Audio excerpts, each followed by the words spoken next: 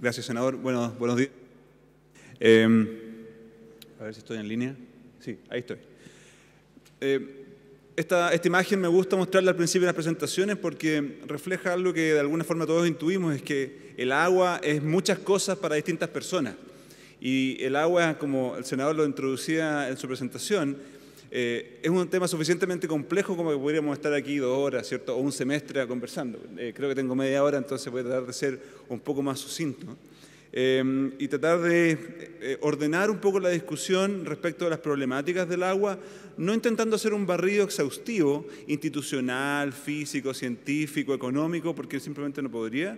Voy a concentrarme en lo que yo conozco mejor, como el cuento de los fenicios, ¿cierto? Que es hablar de ciencia de la tierra, de la hidrología, del agua como elemento, pero también un poco ordenar la discusión desde el punto de vista normativo y de política.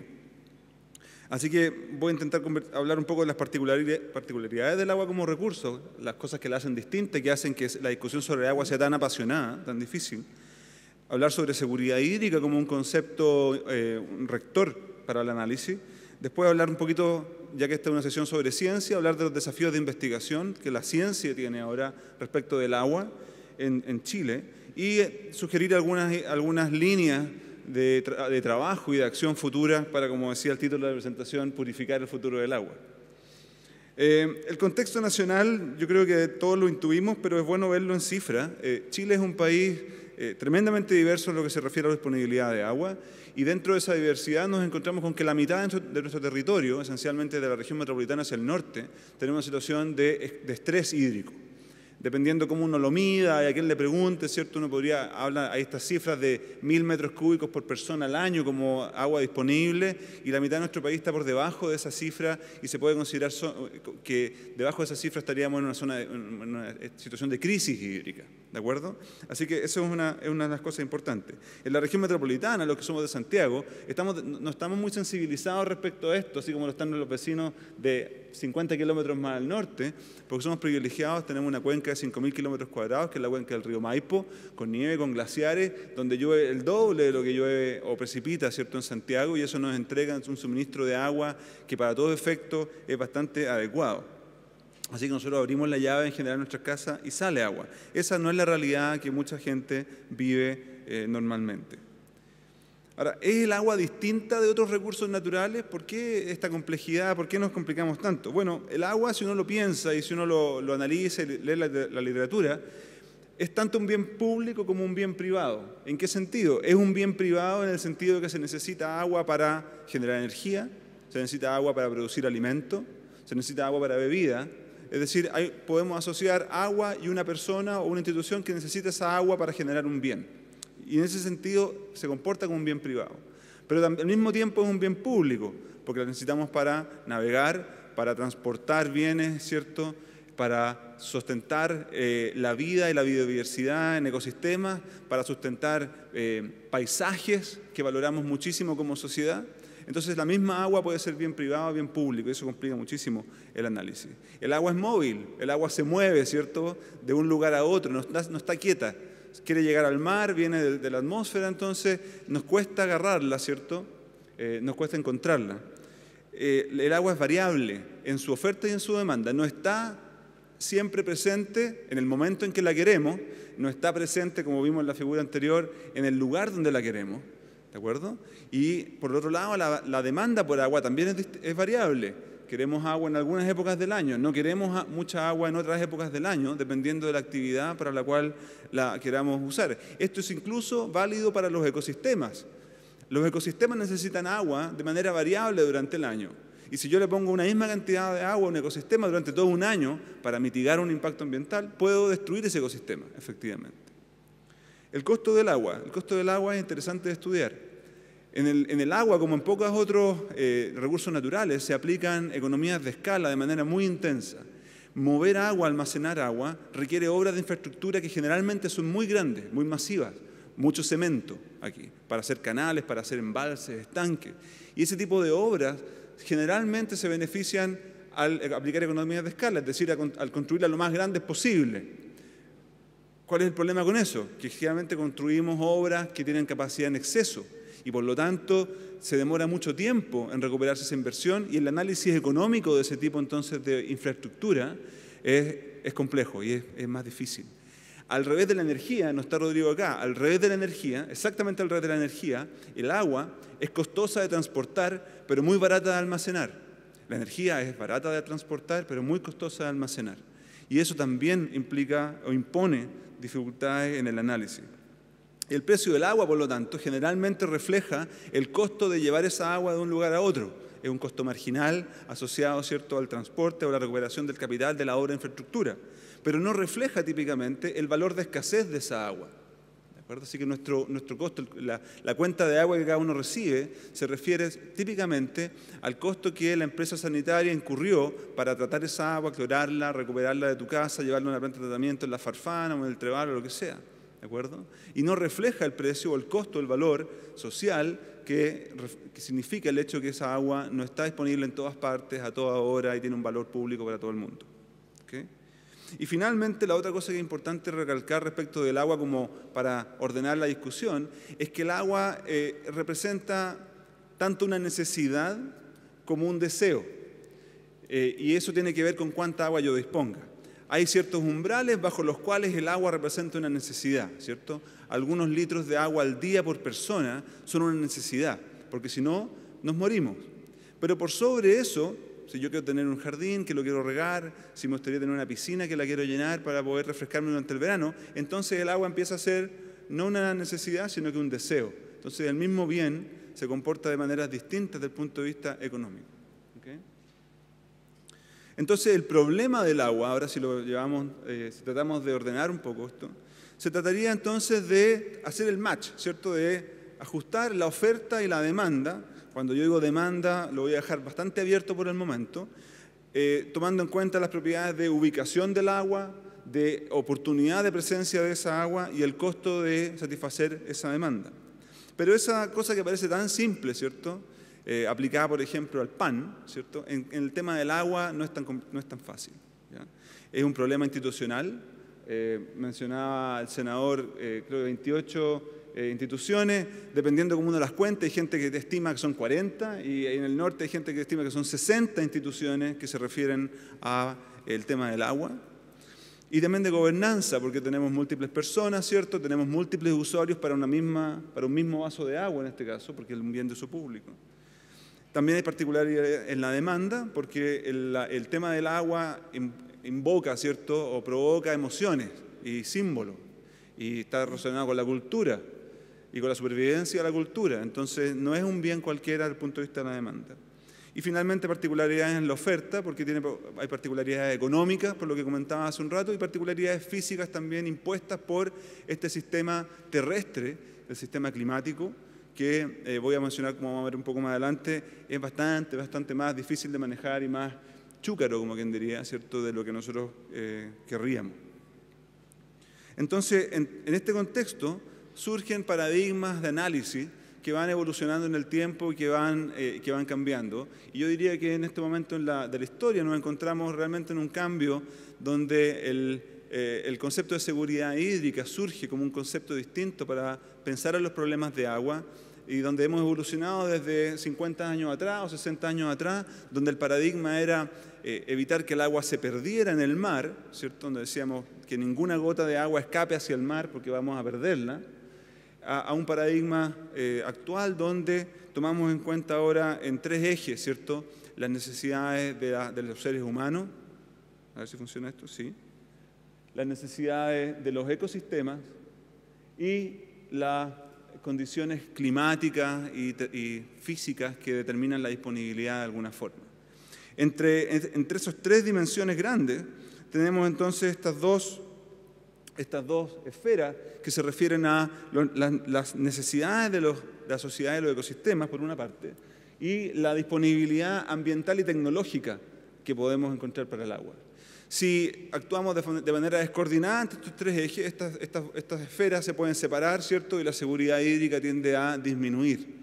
Pero si actuamos de manera coordinada e informada, ¿cierto?, entonces podríamos querer tender a que estas esferas, ¿cierto?, vayan convergiendo cada vez más para que la seguridad hídrica de la sociedad como un conjunto tienda a aumentar.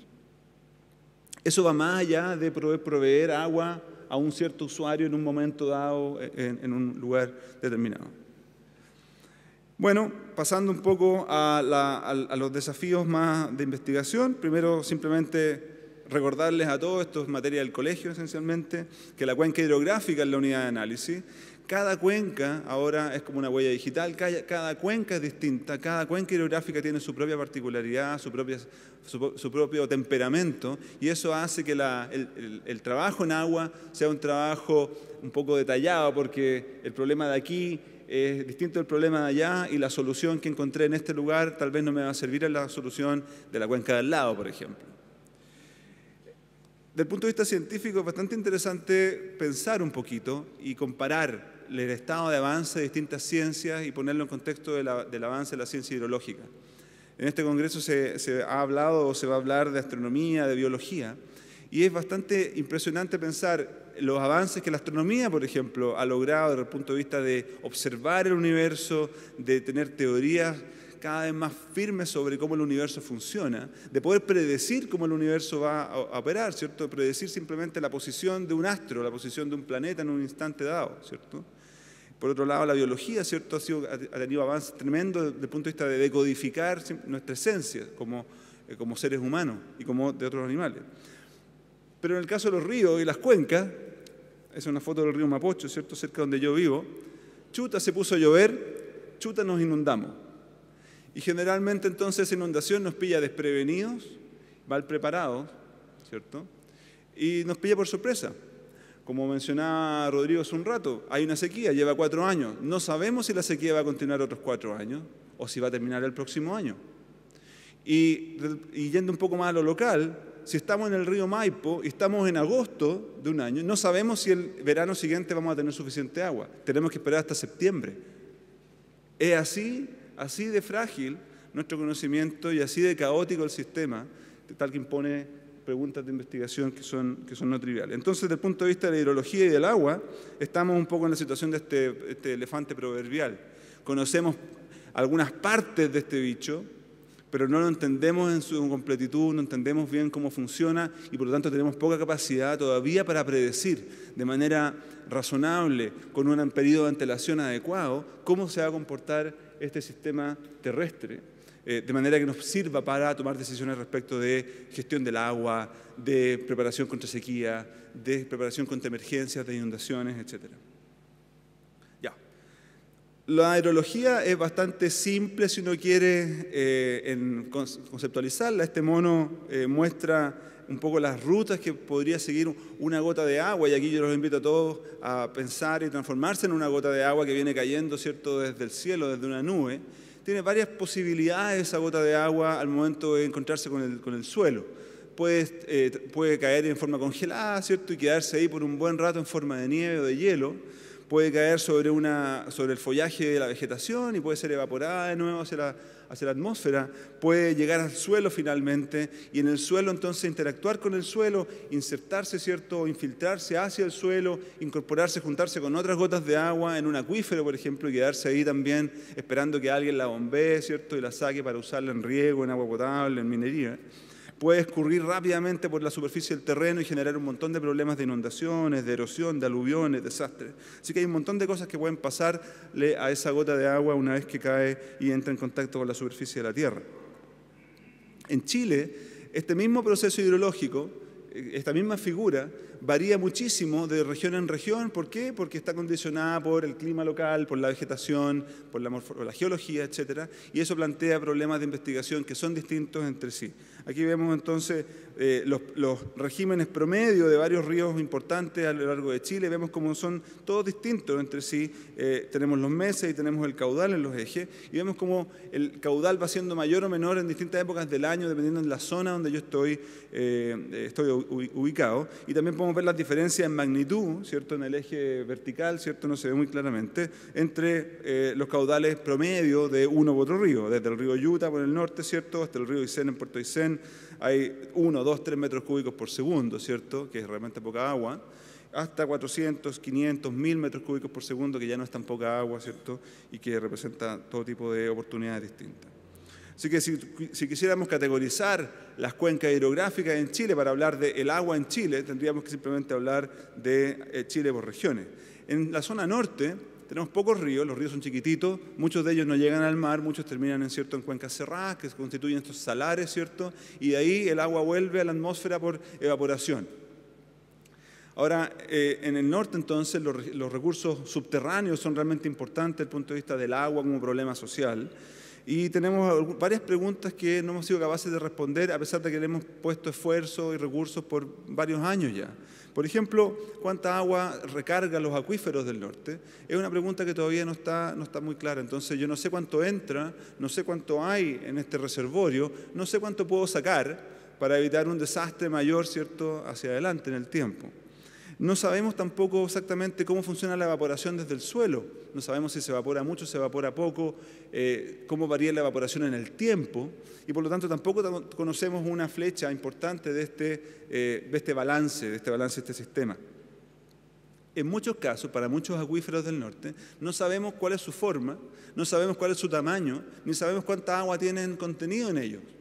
¿De acuerdo? Entonces es como tener una botella de agua a la cual solamente yo puedo ver el gollete y la tapa y nada más.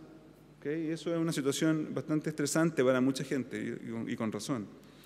Y después, por supuesto, tenemos la interacción de esta agua con ecosistemas que son valiosos y que son frágiles y sensibles, como son las vegas y bofedales, ¿cierto? Los sistemas de salares altoandinos, donde existen especies animales, ¿cierto? Comunidades humanas que dependen de un equilibrio muy frágil hidrológico y que puede ser roto con bastante facilidad cuando uno perturba el sistema, por ejemplo, bombeando agua para un uso productivo.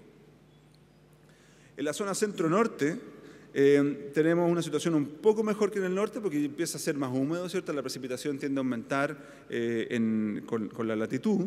Sin embargo, tenemos este típico sistema, este típico régimen. Aquí vemos un gráfico, ¿cierto?, de dos ríos interesantes en la cuenca del río Limarí, el río Hurtado y el río Grande. Y este es el régimen hidrológico típico de esta zona. Si ustedes lo ven, tenemos varios años de caudales muy bajos, seguidos por algunos eventos de caudales altos. Entonces, tenemos una gran variabilidad en el tiempo de la ocurrencia de agua en estas cuencas. Entonces, si tú vives en estas cuencas, tienes que estar como acostumbrado a un promedio que es bastante bajo y preparado para algunos instantes donde el río se te viene con todo y tienes que hacer algo con esa agua para poder subsistir. Entonces no es casualidad que en esta zona centro-norte existen sistemas de acumulación de agua que son grandes, que son complejos, como el sistema Paloma, como el embalse Puclaro y otros embalses que han existido en esta zona para acumular agua para riego, justamente tienen la necesidad de acumular agua por varios años, porque yo no sé cuándo va a venir la próxima crecida del río. No sé, los climatólogos todavía no me pueden decir cuándo va a haber niño, cuándo va a haber niña, y por lo tanto entonces tengo que estar preparado para muchos tipos de eventos. ¿Okay? En esta zona también tenemos una cordillera que empieza a ser importante en cuanto a su provisión de agua, en cuanto a la acumulación de nieve y de hielo, y la cordillera es como una última frontera, es como el océano, no conocemos realmente mucho lo que está pasando allá arriba, no lo vemos demasiado bien. Vemos la cordillera nevada, ¿cierto?, pero no sabemos qué tanta agua contiene esa nieve. En la zona centro cambia un poco el panorama. Aquí tenemos la serie del río Juncal en Juncal, que es un afluente del río Concagua. Y como ustedes pueden ver, la figura de cómo varían los caudales de un año a otro es bastante diferente ya cuando nos movemos unos cientos de kilómetros hacia el sur. Es bastante más regular. Tenemos este ciclo que es súper marcado, que es esencialmente el ciclo de derretimiento de nieve y de hielo. Entonces la gente que vive en esta zona puede contar un poquito con cierta más confianza, a pesar de que si no estás aquí en esta zona, como la gente de Petorca, la Ligua, viene difícil, tiene otra dinámica, pero los ríos que fluyen en esta zona tienen otro comportamiento, están menos afectados por estas grandes sequías, y si yo soy capaz, por ejemplo, de vivir o de armar mi sistema de uso de agua para, de alguna forma, estoy para el otro lado. ¿Qué hice? Aquí. Si soy capaz de armar mi sistema para vivir más o menos con este nivel de suministro, entonces voy a estar más o menos bien. Cuando tenga exceso de agua no va a ser tan importante ni tan dramático. Sin embargo, en esta zona empiezan a ocurrir otros desafíos, a aparecer otros problemas. Gran parte de estos ríos dependen del aporte de glaciares para su aporte de agua durante los años más secos, aquellos años donde la precipitación es más baja. El número de glaciares, su volumen en hielo, cómo responden estos glaciares a las variaciones del clima, todavía son problemas que para Chile están en pañales. Shelley va a hablar de eso un poco más tarde, con más detalle, pero representa una pregunta de investigación, una pregunta que no sabemos bien qué es lo que va a ocurrir con nuestros glaciares en los próximos 50, en los próximos 100 años. Los regímenes básicos de decir, por ejemplo, cuánto llueve en la cordillera en un año cualquiera, no es una pregunta que sea fácil de responder, no es algo que podamos saber con la oportunidad requerida para tomar decisiones desde el punto de vista de la gestión del agua. Y finalmente, más abajo, en los valles, también hay acuíferos, así como en el norte. En el río Concagua en particular, por décadas se ha debatido cuál es el tamaño de ese acuífero, cuánta agua tiene acumulada, cómo se puede manejar ese acuífero, cómo se manejaría un embalse, y todavía no hay acuerdo. Y las mejores mentes de nuestro país le han dedicado esfuerzos, recursos, cierto y tiempo a tratar de responder a ese problema. Pero, como les decía antes, el tema del agua despierta pasiones, es misterioso y entonces genera todavía algunos problemas. En el centro-sur, para no alargarme demasiado, también va cambiando de nuevo el paisaje, aparece la vegetación, aparece más precipitaciones, todavía tenemos nieve, todavía tenemos hielo. Otro tipo de problemas científicos aparecen ahí referidos al balance de masa y al balance de energía, a la interacción de la nieve con la vegetación, a los efectos del cambio climático, como lo voy a mencionar un poco más adelante. Y después la zona costera, donde vive mucha gente también existen otros problemas, por ejemplo, el efecto de la deforestación y el reemplazo de especies nativas de bosques por especies forestales, por un fin productivo, que tiene un impacto que todavía se percibe, pero que todavía no somos capaces de cuantificar adecuadamente para efectos de la recarga de acuíferos, la provisión de agua, el arrastre de sedimentos, la calidad de las aguas, etc.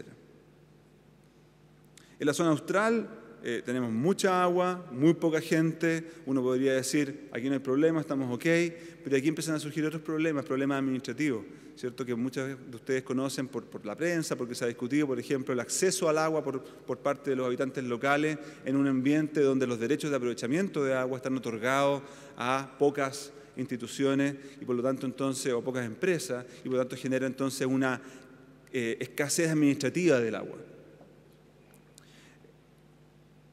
Ahora, si a todo esto le sumamos cambio climático, nos cambia el juego, ¿ya? Y aquí la idea, la analogía es el fútbol australiano. El fútbol australiano es como el fútbol, pero no realmente, o como el rugby, pero no realmente. La cancha es de otra forma, la pelota tiene otras dimensiones, las reglas son parecidas pero distintas. Y el cambio climático un poco nos impone ese tipo de desafío. La cosa va a ser como parecida, pero no demasiado parecida.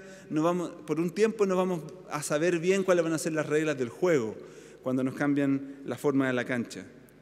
El cambio climático se ha debatido y Chile se lo ha tomado bastante en serio como país. Conocemos de manera bastante adecuada, ¿cierto?, cuáles son las proyecciones de clima futuro para el país a partir de modelos de cambio, de modelos de circulación general de la atmósfera, ¿cierto? Para la zona central de Chile, por lo menos, podemos hablar con bastante tranquilidad de un calentamiento promedio de entre 1 y 2 grados, ¿cierto?, dependiendo de la zona donde uno mire. Desde el punto de vista de las precipitaciones, como se ve acá, también podemos hablar con bastante tranquilidad y propiedad de una tendencia a la disminución de las precipitaciones, que porcentualmente podría ir entre un 10% y un 30%, dependiendo de qué modelo uno le pregunte, en qué zona uno esté.